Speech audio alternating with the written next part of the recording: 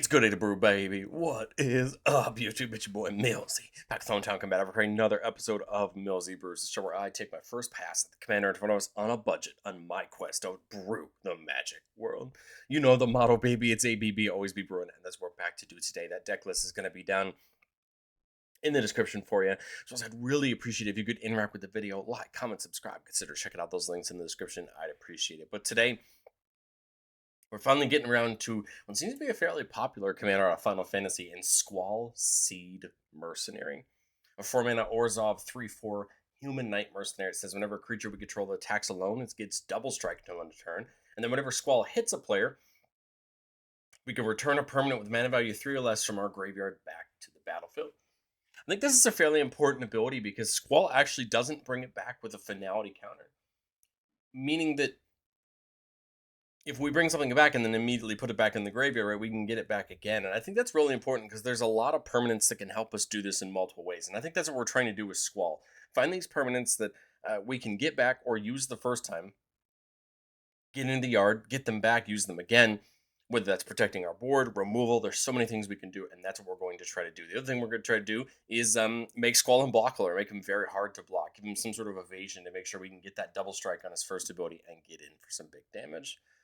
But I want to say a quick thank you to the channel member. Thank you so much for supporting the channel. If you're interested in seeing all of our videos just a teeny bit early, check it out down below.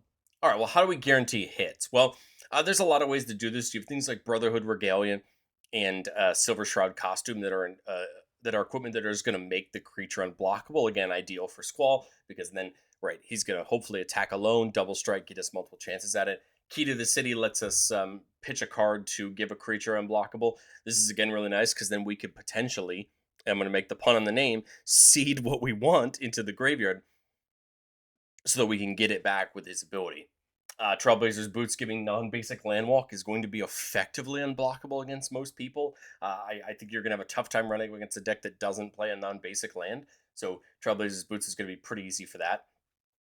And then against a lot of decks, flying could just be enough. Things like Feather of Flight or Gift of Orzhova will give Squall flying. Orzhova adds lifelink. Feather of Flight just draws us card when it comes in, but either way, it gives us that little bit of invasion.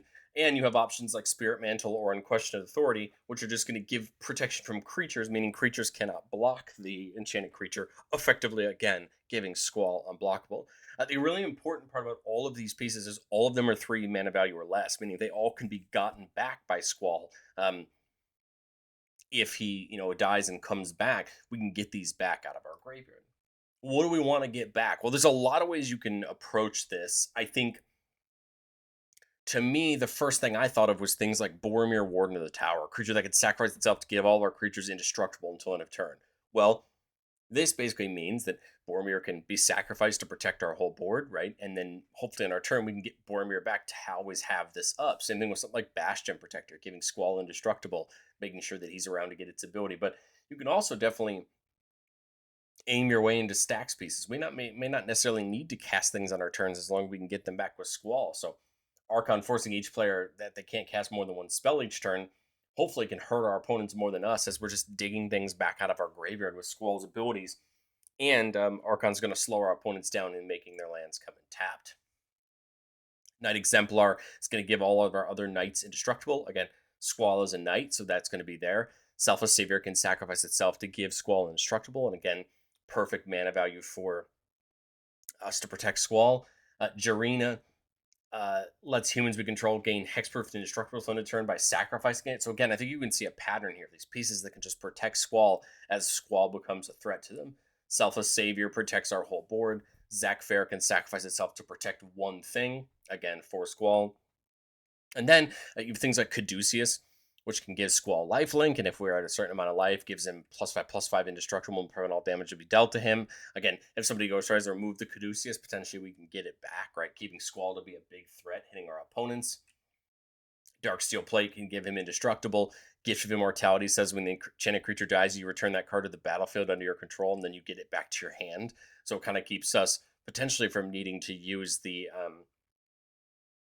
commander tax, hopefully, on Squall. And if we have access to it, Aura of Silence just forces our opponents to pay more for their artifacts and enchantments, and we could sacrifice it to destroy a key artifact or enchantment.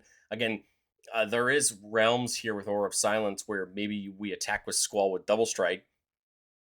Before he deals damage, you sack the Aura of Silence to knock somebody's artifact or enchantment out. So the first strike on Squall goes off, bringing the aura back. You sack it, get rid of something else, bring it back on the regular strike, and you can start to see where some of these permanents can be really helpful, especially when they start targeting things. Um, Things like Seal of Doom, or Seal of the white one, the white seal that destroys an artifact or enchantment, again, are really key here. They're both under 3 CMC, and they can be sacrificed to destroy things. More things to protect Squall, Timely Ward, Kaya's Ghost Form, ways to keep him around.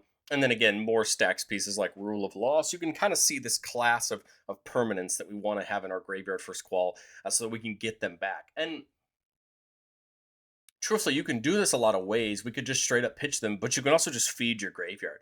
Things like Buried Alive can put key creatures in your graveyard if you want that Squall can get back. Entomb can just go put anything into your graveyard.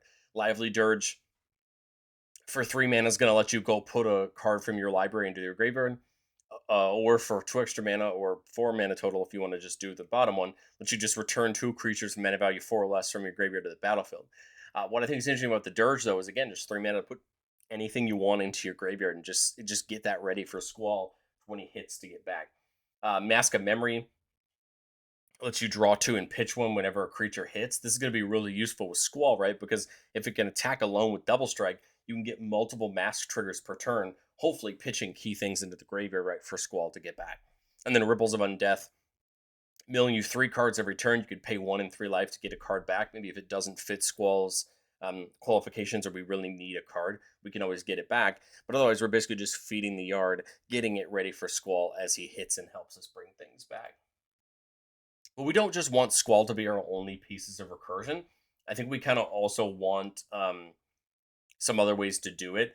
We have something like Luris, which can cast permanents with mana value 2 or less from our graveyard. That's not every permanent in our deck, but is a lot of the permanents in our deck, so Luris can be another option for that.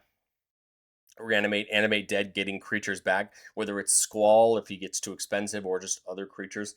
Let's find these ways to get them back rather than just relying on Squall, because I feel like if we can't find enough pieces to protect our board, people are going to immediately remove Squall, and then we're going to have a tough time getting these things back from the graveyard as we wait for Squall to, come back in and then be able to attack. I think at the end of the day, Squall as a deck is going to come down to what you choose to feed into the yard and what you choose to get back. And there's a lot of ways you can take that. I chose to go the stack slash protect the board route, but I think there's a lot of other ways you can choose to do that. And I think how you choose to play Squall is really going to depend on what you choose to do. But I've said it before on the show, and I'll say it again. No deck's ever complete. This is my first shot at Squall, and I think going into testing, I'd want to take a gander at, do I have enough pieces? Do we need more things like Mother of Runes or other creatures that can give a creature we control protection or hexproof, or these things that can help better protect Squall? Do we have enough ways to feed things into our graveyard? Do we want to look at something like Unmarked Grave and other ways to just go get things of our choice into our graveyard, or more ways to self-mill ourselves? And then my other thought was, I think we have enough pieces to make Squall a commander damage threat, but do we want to find more pieces that can? Things like Thran Power Suit to give it a +1/+1 for each aura equipment attached to it, or other equipment or auras that can give it a buff, right? So that Squall becomes a bigger and better threat. I think things in this vein, like All That Glitters, or Ethereal Armor that buff for the number of enchantments you control, or Nettle Cyst and others, and Cranial Plating, which care about the number of artifacts you control, could be really useful up this vein if we want to spin a little bit more into that, and care about it a little bit more. But let's do what we love to do on the channel the most and get into our playtests. Remember, the goal of playtests on our channel is not to find magical Christmas land. It's not to show off all our best plays, but it's just to get in some gameplay scenarios and kind of understand what are we looking for and how we want to set up our game plan. I think we're in a pretty nice start here. We got 3 mana for the 4 that we need for Squall. We see Zac Fair, one of our ways to protect Squall. We see Selfless Spirit, another way to do it, and we see Feather of Flight, which can give a creature flying and draw a card, and we've got a little bit of removal and Fracture. So not a bad start. I think really all we need is just one more land to get Squall down, and we're in good shape. And there it is. We see it in the in the other planes there. I don't want to use that Feather of Flight just yet. I mean, I could, right? I could put it on Zach Fair if I want to. Uh, the only downside is Zach Fair only moves equipment from itself onto the creature. And since we kind of want Squall to attack alone, right, to get its double strike, I think I'd rather wait on the Feather. Important thing to note here is we do have Rite of Oblivion up there. If we wanted to really take out something, we'd happily give up any of these 3 creatures because we can get them back, right, with Squall, so we're not as worried there. But get Squall on this turn, maybe we take some attacks. And the point now is I have 3 ways to protect, 2 ways for free, though Zach does require 1 mana. But either way, we have ways to protect Squall now that hopefully we should untap with him. And now we got some options. We got the Darksteel Plate. I love Sheltered by Ghost as an option to give him lifelink and then Ward 2, and then it's going to get rid of something. So my thought is maybe like Feather of Flight plus Sheltered by Ghosts here, get rid of something. Now Squall's sitting at a 4/4 with lifelink. He's going to attack with double strikes. That's 8 damage, 8 gain. But now we have the mana to pay for Zach if we want to. We have the mana to do that, right? Which is great. The other 2 things, are free. But the point is now we have these pieces kind of ready to go. And hopefully maybe we can build up Squall to be even better. Otherwise, we just have these pieces to protect him. And I think the goal here is now I can get 2 of them back. So unless my opponent can find ways around, which at the moment it's specifically exile removal. That's the thing that's going to kill Squall. But remember, right now he has Ward 2, meaning that your Swords to Plowshares is going to be 3 mana, right? So maybe it's going to be a little bit harder for our opponents to remove. And now hopefully we can just, again, continue to build a board state where we're protecting Squall and keeping him, in good shape. Another 8 this turn gets us closer and closer to knocking somebody out. And, we can also pepper some more damage. Again, hold up the protections. And then here's a way to make a creature unblockable if we want to. We can put the plate on just to protect him just a teeny bit more. And again, I think the proof of concepts now here, what we really missed this playtest was a way to make Squall even bigger, right? So that he was becoming more and more of a threat, which I think would have been ideal to help kind of end the game. But we really missed. But it goes to show us that that could be a line we take in the future. Getting into playtest number 2 here, keeping a 3-lander with that Reanimate. There's the Seal of Cleansing, the white one I was talking about. There's Mask of Memory, and then Ripples of Undeath. So I like this. We got the way to feed the yard. We've got, another way to feed the yard. I like this. All we need is really just one more piece of good mana, right, to get Squall down, and we should be in good shape. So here we can go for the Ripples if we want to. The thing I kind of like about the Ripples is it should help us hit another land, maybe if one's a little bit too deep. And then remember, we pay 1 and bring something back, and 3 life to bring something back if we don't want it to lose. But I think we might want the Ripples because it's going to really help set up our graveyard. So now coming to turn 3, we miss another land, but Ripples is going to go off. We see SRAM, we see Generous Gift, and we see Command Tower. I think I really want the Command Tower here. It stinks to pay the mana and the 3 life, but I think it's really important to get that 4th piece of mana so we can get Squall down next turn. And I don't mind putting something like Seal of Cleansing down just to provide some removal. If we really think our opponents are going to double spell, it might make more sense to go something like Lotho or Lotho. Maybe we can get a couple extra treasures as we come back. But as we come back, Ripple's going to mill again. Buried Alive seems like one of those things we'd want to take back. My only problem here is if I take it back, I can't play Squall. But let's say for the purposes of this that somebody did double spell, so we have a treasure laying around, then I think I'd want to. Right, so we can get Squall in this turn. Can't attack with Squall, but that's okay. Now we have Buried Alive to, again, start seeding our graveyard. Get those Boromirs, get those Selfless Spirits. We can get those things into the yard, right, to get them back. We have no way to make Squall unblockable just yet, but I think we have some ways where we can work ourselves towards that. Now we come to the next turn. Sanguinary Cavalry says whenever a knight we control deals combat damage to a player, put a counter on that creature and get a blood token. The blood token's nice because it can help you pitch to draw, but I mean, the Cavalry I can get back with Squall's ability, so I think I'm willing to let that one go. 5 mana here. I like the Archon, but remember, if we're going to play the Archon, we don't want to play it as our first spell because we can still then play something else. My thought is something like Kaya and then Archon. Now Archon's going to hurt our opponents, making them only play one thing. Squall can attack. It has double strike. I can't guarantee it hits this turn, right? Because I have no way of guaranteeing it hits. But if it does hit somebody who's wide open, that's great. I think we go get the cavalry and the SRAM back. But I don't want to assume that. I mean, for the purpose of this playtest, let's say it does. We do have somebody where we can hit and get the cavalry and get the SRAM back. I get the cavalry back first. That way, Squall can get a counter on it, and we'd make a blood token, right? I still had a mana left over. We could crack that blood if we want to. Um, since we can only play one spell per turn, maybe we toss something like the Savior aside to draw a card. And then as we come to our next turn, Ripple's Been Death's going to go off again. There's Zach. There's Unquestioned Authority. So there's the unblockability. But we can only do it. We basically have to pay the mana to get it back, right? Because then my thought is put this on him, draw a card. Remember, because of Archon, we can't play another spell now. But that's fine. We would still draw off of SRAM as well. Now Squall's unblockable, so it's going to automatically hit twice, right? And I think it's just Selfless Savior and Zach, right? We still got some mana left up to keep Zach up. And that's going to be a couple more counters on Zach because of the cavalry. And then get that blood token. We could have attacked with other creatures, but I think it makes more sense to get the value here while we can, especially with something like the cavalry that really grows Squall, right? We've got lots of protection. Selfless Savior and Zach can both protect Squall.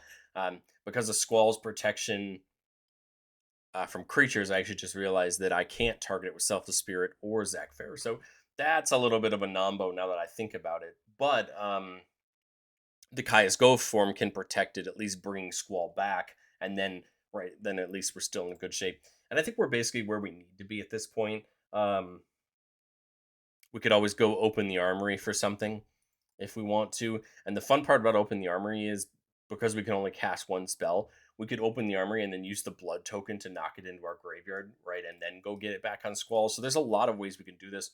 We could start using the blood tokens to just radically start dumping things into our graveyard so we can get them back. I think there's a lot of options now from this position to hopefully just keeping Squall, going from there.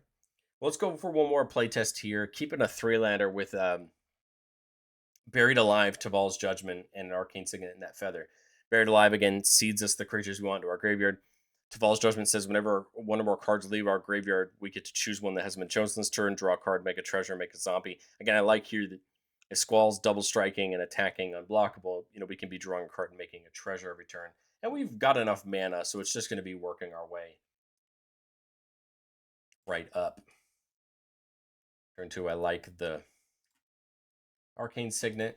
Turn 3 is really where we got to think about this. Do we want to just dump Squall in? I mean, at the moment we have nothing in the graveyard, but remember that we could always bury it alive next turn. Question is, do we bury it alive before we play the Feather of Flight? Because I want to play the Feather of Flight and give him the chance to double hit.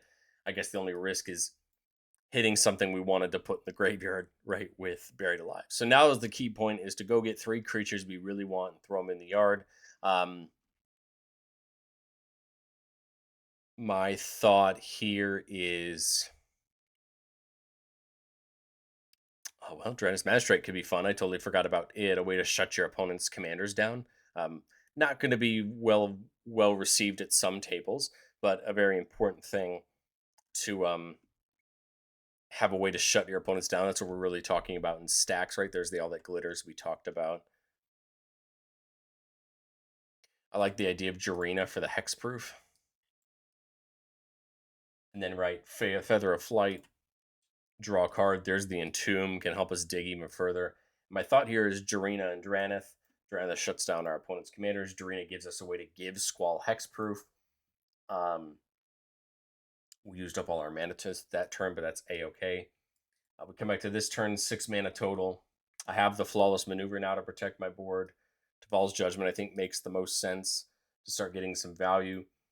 We can entomb basically anything we want to the graveyard. I'm shutting down somebody's commanders. My next thought would be something to try to grow Squall in that All That Glitters. Because remember, All That Glitters buffs for artifacts and enchantments. go to combat. Again, attack. We only want him to attack. On the first strike, get the All That Glitters back on Squall to draw the card with Devol's Judgment.